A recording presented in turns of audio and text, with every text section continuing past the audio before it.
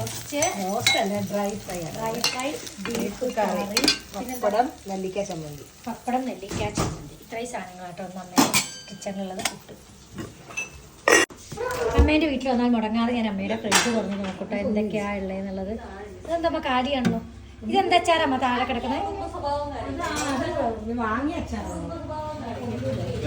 അപ്പൊ ബീഫ് റോസ്റ്റും നെല്ലിക്ക ചമ്മന്തി, താളപ്പം, ചോറ്.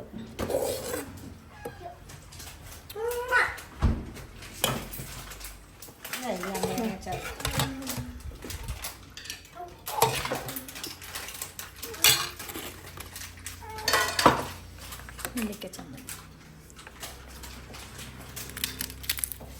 അതൊക്കെ കൂട്ടി. അപ്പോൾ happy Sunday. It's me Anna Johnson from Anna super. തിന്നുകൊണ്ടേയിരിക്കും.